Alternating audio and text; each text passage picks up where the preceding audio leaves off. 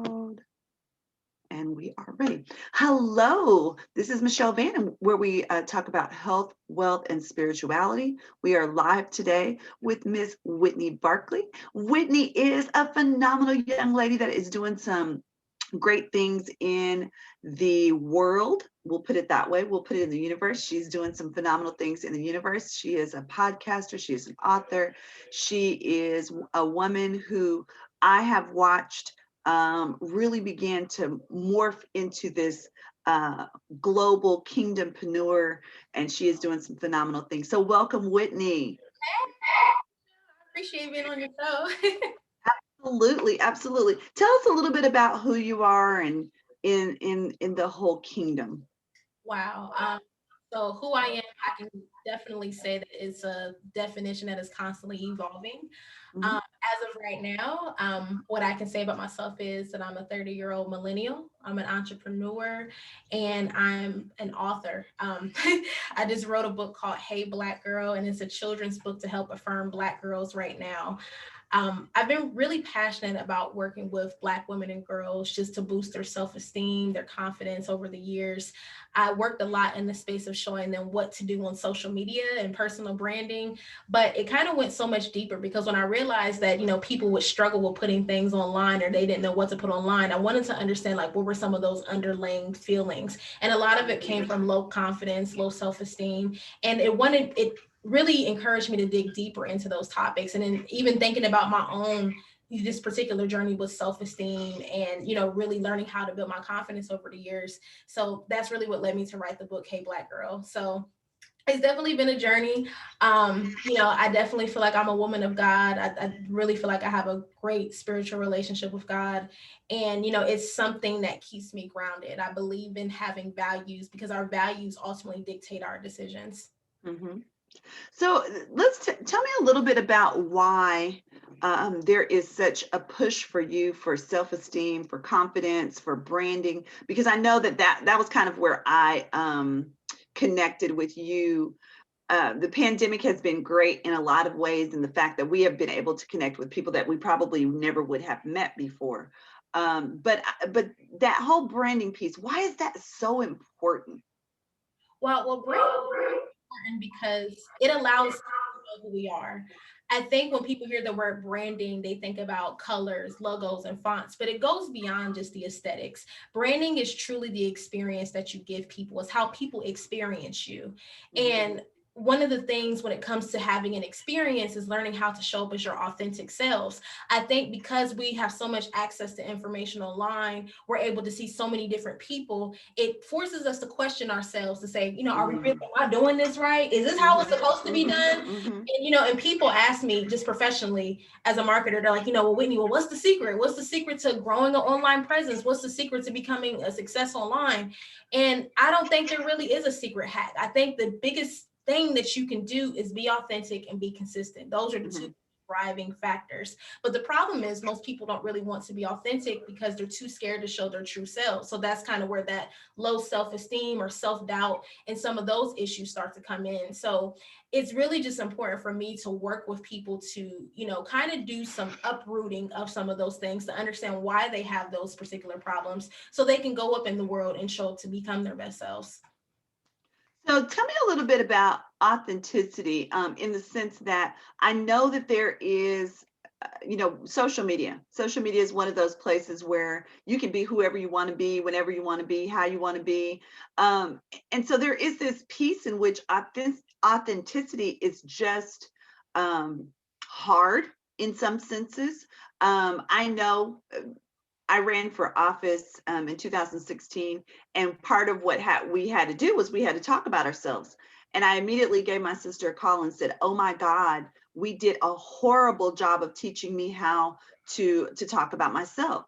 And I think for a lot of us, especially if we grew up in church, there was that piece of you got to remain humble. And I think there's that line between being humble and being able to, for lack of a better term, brag on yourself in a very positive way. Kind of talk to us about how, as you begin to work with that, and I know that this is part of, creating the book, but how do you help women really begin to see that it is important to learn how to brag on themselves?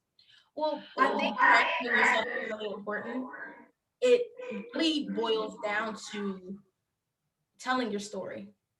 I think when we start to see things online, we want to have things that are picture perfect. There's a online entrepreneur marketer. Most people know him by the name of Gary Vee. And one of the things that he said that I really took into account is learning how to document things rather than feeling like you Mm, have to post them. When you feel like you have to post, you feel like you have to say something perfect. But if you're in a moment, so let's say that you have a product-based business and you're showing behind the scenes of the warehouse that you've created in your kitchen and your kids are running around. Those are the types of things that people want to see, but those are the things that people see and connect to. I've never been a fan of bragging on myself. Like I've mhm. always felt that it was something that was really hard. So I try to do it in a very roundabout way. So Okay. if you ever see me share something, I'm always sharing, hey, this is what I've learned from this experience. Hey, I was a speaker today, and on the way I was late, and this is what I learned in that experience. So it Right. allows people to to tap into your life and to tap into who you are, but most importantly, it allows you to share the things and the good things that you do in a way that doesn't make you feel like you're bragging all the time. Now, there are Mhm, some times where you should just outwardly say, I am great at what I do, and that is okay. And you have to be comfortable in saying that. mhm, I think sometimes in those instances where I didn't feel great at what I did is because I had imposter syndrome, because I was questioning myself and mm, everything else.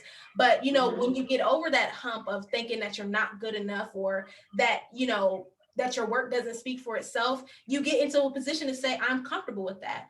I think right. with a lot of business owners, many of them fall into a trap of, and I'm kind of switching gears a little bit, but when it comes to things like pricing and knowing your value and how you Mhm, bring, what value you bring to your profession, a lot of people shortchange themselves or charge things mhm, for free because they don't see the belief in themselves. mhm, So that's really where you have to, really understand who it is that you are, what you bring to the table, and make sure that you're really making sure that people are really taking advantage of the value that you have and being mhm. stern in your value as well. But I feel like, once you really get to know yourself and trust your gifts and identify your gifts, that's when it becomes easier to tell these stories online. So you don't feel like you're bragging.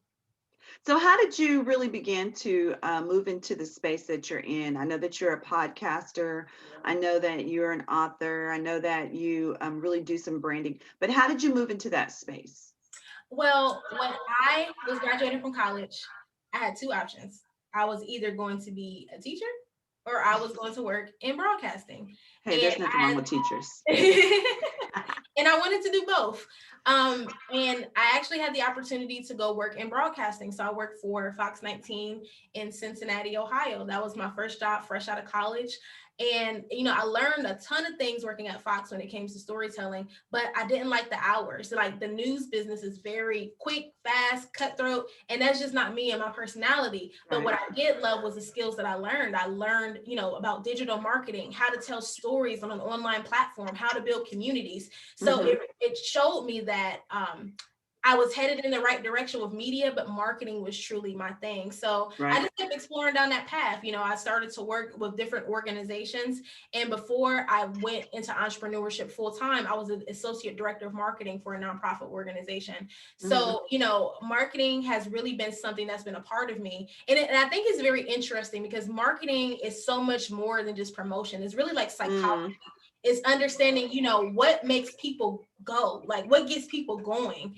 And that's hmm. always been a fascination for me. And so I think that's why the personal branding and everything else comes into play, because, people connect with people. At the Right. end of the day, people want to know who are the CEOs of business. They want to know about your morning routines. They want to know the things that you feel because they want to feel a connection with you. And when they feel a connection with you, it more likely positions them to want to buy into whatever it is that you are doing. So I had one of my guys who was a producer, and he would always say, at the end of the day, people just want to know the tea. They do. What Yeah. flavor? What flavor Yeah. is your tea? Are you caramel tea? Who are you? That's really just what people want to know.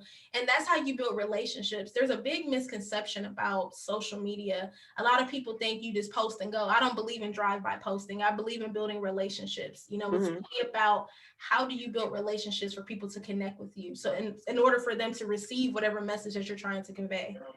So when you're doing that connectivity piece and you're trying to make sure that you don't, um, I guess I would say cross a border, cross a boundary. How do you, what do you do to make sure that there's not that boundary crossing? Well, for me, and when you say boundary crossing, what do you mean? I mean, I think that there are some people that, tell their stories and they tell a lot of things so because they're trying to be interpersonal, if you will. Trying to make sure that I feel relatable, but I think sometimes there are some people that cross the line and some things that maybe you shouldn't tell. And so where is that boundary, do you think, for people, especially with women? I know that, we have a tremendous amount of single women out in the world. There's a safety factor out in the world. If you're letting everybody know every second of everywhere and every place that you're going, there's those boundaries. And so how do we determine those? Well, I think sometimes you have to use discernment. And one of the things that I've heard, I will never forget this. I went to Podfest in Orlando last year, and one of the speakers said, "I never speak from open wounds. I always speak from Mm, scars." And I wow. think that is something that's very profound. If you're in a place where you're feeling some sort of pain, or you have just kind of a negative cloud over how you think and how you may Mhm, speak over a situation, those are mhm. the times where you have to work through it, and it's not something that should be displayed to the world, right? Right. But once you've gotten through that place, then it's easy to start to speak from it, because then you've learned something. I'll use myself as an example. Last year, 2020 was crazy, right? Everyone had this crazy year. Last year, at the beginning of the year, I would have never thought that I would be divorced, Right. at the age of 29. And so, like through this whole process, like I was going through a divorce, nobody knew. And then one Mhm. day, the day that I got divorced, my husband and I took a picture like, hey, we're divorced. But it's not like it wasn't a negative thing. It was something that Right. we had both worked through. It was something that we were both amicable about. And, a lot of people were like, wow, like you shared that. That's very brave to share. And the only reason that I shared that is because I knew that I had made a good decision. We both were in a good place. And, Mhm. it was something that people could learn from. I wanted people to see that just because a relationship ends doesn't mean that it has to be negative. You Right. can always find the good in everything. And then I also wanted to share some of the things that I had learned about myself. But had I had, talked about my divorce through that process, it would have been a hot mess. Right. People would have learned things about me and it would have put me in a negative light. So Mhm. that's why I think it's important to just really use discernment of when you're going through things. Because some things are okay. Like if you make a Right. mistake in some areas, and and if you've quickly recovered from it, that's okay to share in the moment. Mhm. But something like a divorce or death, things like that that take a really long time to move through, you have Mhm. to use your discernment and when to share. Absolutely. And I think the thing about it too is that when you're in the midst of it, it is, if you start sharing too quickly, people start adding their 5 cents to it, and the things that you might not have been feeling, now you feel in some kind of way because somebody has interjected something into your spirit that shouldn't have been there. Yeah, I mean, and really you have to take a pause too. And I love what you said about people interjecting, because when you put yourself out there to get multiple opinions, it starts to become noise. And then Hmm. you don't hear your voice, you don't hear God's voice, you hear what everyone else is telling you to do. And Hmm. sometimes you have to put yourself in isolation. Sometimes it's necessary to separate and isolate yourself so you can understand what it is that's most important to you and what you value. So when we talk about values, tell me how you got to or came to the place where you started to write this book. Well, so I started to write this book. Well, it was 2020. It was 7 o'clock a.m. in Las Vegas, Nevada in September. I was attending a writers conference. And as I said, So I this was is going this the one that you went with Dr. Norma? yes, yes, it Okay. is. It's the same one, the Path to Publishing conference in the still fabulous Las Vegas, Nevada. But we went, and I was kind of going through my ups and downs. Like at that point, my divorce was literally the very next month. And I was having one of my down moments where I'm like, man, I don't feel good about myself. I don't feel confident. And it started to remind me of when I was a little girl. And when I was a Mm, little girl, I felt a lot of those things. And I'm like, man, the little girl would not like who I am being right now, because she's depending on me to be way better and to be way stronger than she ever felt. And so the words, hey, black girl, came into my head. And I'm like, okay, what am I supposed to do with that?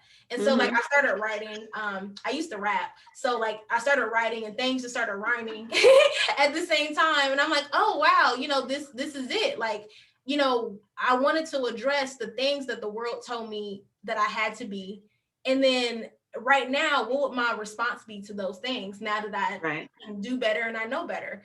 And that's how the book came to be. It really just was, me thinking about, everything society, family, the world has put on me, and how I broke away from those thoughts. Hmm. So as you were writing, you said that you were there was an introspection that was happening. You were looking at who you were, who you thought. Tell me, who are the people that have influenced you? You were saying, hey, I needed to influence my own inner little girl. But who were the people that you believe influenced your life? Wow. I would say most recently, I love Pastor Sarah Jakes Roberts. She's amazing. I went to see her live when she came to Columbus when she was doing her Woman in the On the Wild. tour? Yeah, it was life That changing. was a fabulous tour. Oh, you saw it too? Okay. It was We life. went to the one in Tulsa. I mean, just to hear her story and to hear, from where she came from, and just her background and how she was still able to rise up, like that's something that was very inspirational to me. I love her. I love Michelle Obama. I love the book Becoming. I saw the documentary recently on Netflix, Yeah, and that was good. it just made her more relatable to me. Like she's always been someone that I admire because like even though she had to be, this like public figure, first lady, like she was still herself. Like, she Hmm. never shied away from being herself. And I think, I love those two women because they are very confident in who they are. Hmm. That is what attracts me to them. And and just the messages that they give young girls and how they influence women, I think is what is one of the influences that helped me with my book. Hmm. So as you are writing and sharing your book, what is the let us see the book. Oh, You have one. mm-hmm.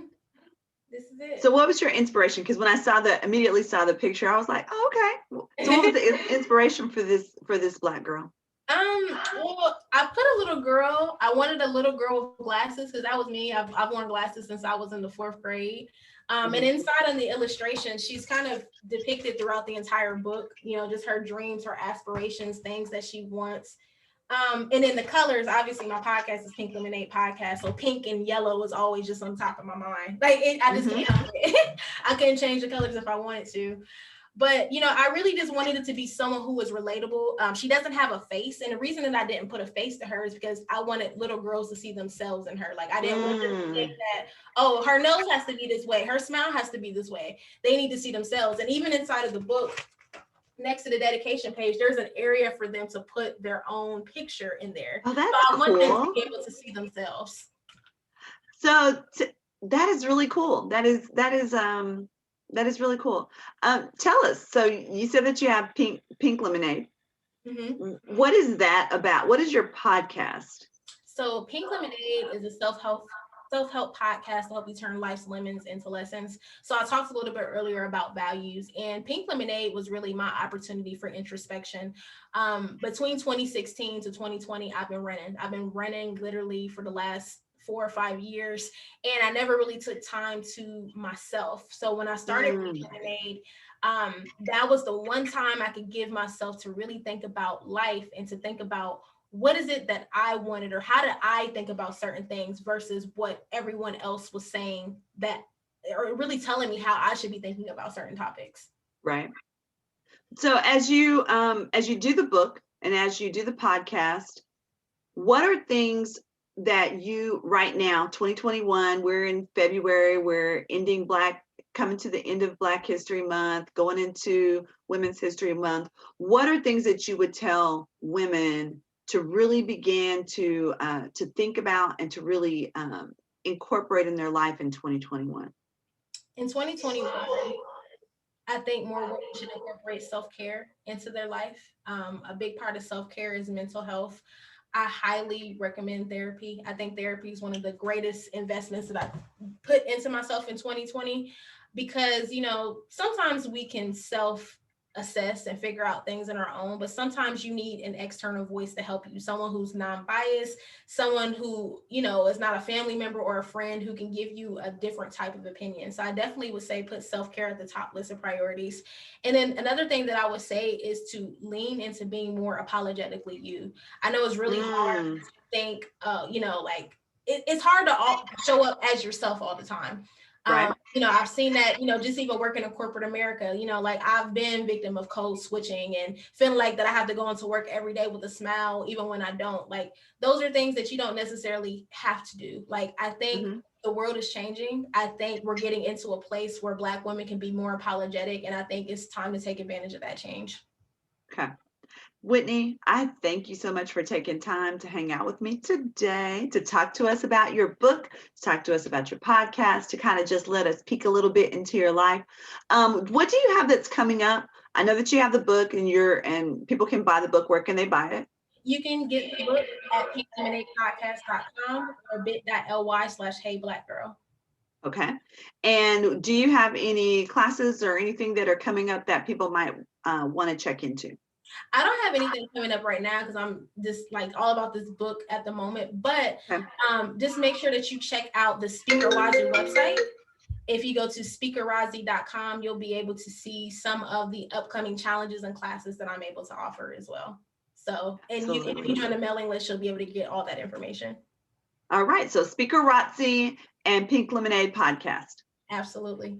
Absolutely. Thank you, Whitney. I appreciate you taking the time to hang out with us today. This is Live with Michelle Vann, where we talk about health, wealth, and spirituality. Have a fabulous day and make sure that you love on someone that you did not love on yesterday. Thank you.